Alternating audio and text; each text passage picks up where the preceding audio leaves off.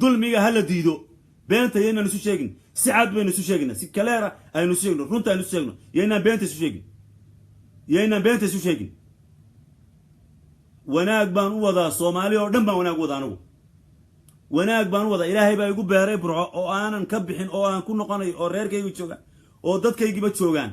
oo aabahay ku aasan yahay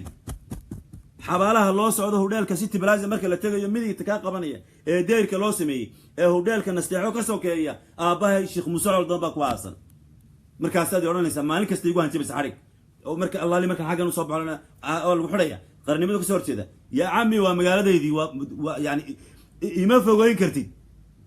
wadankayga xoog baan xeelaad u jecelahay leeyigama xigsanaye xinjir baan u qubaya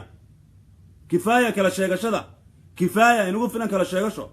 inagu filan kala sheegasho inagu filan kala sheegasho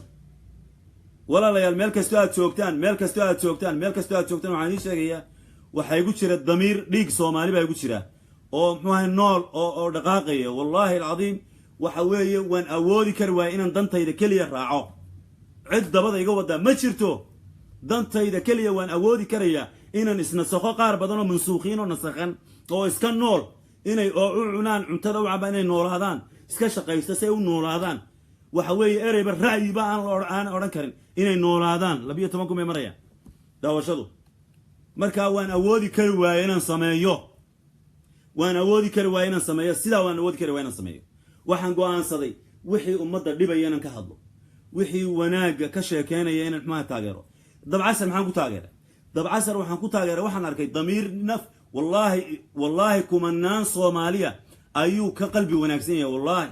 ninka aad u aragtaan inuu si yahay iyo khaldan yahay iyo dhaqan xun yahay aad xitaa wax kale ku sheegaysaan wallahi in badan malaayiin Soomaaliya ka qalbi wanaagsan yahay ka aragti fiican yahay war waxaan uu ka hadlayo uu ka sheekeynayo ee aan qurux badnayn inuu afka laga sheego iyo beelaan weeraray war laga saari karaa dhinacan iska dhig baa la oran karaa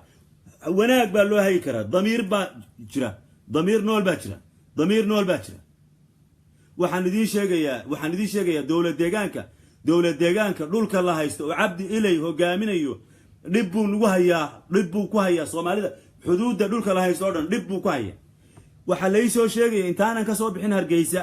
labadii cisho ugu dambeeyay wafdigii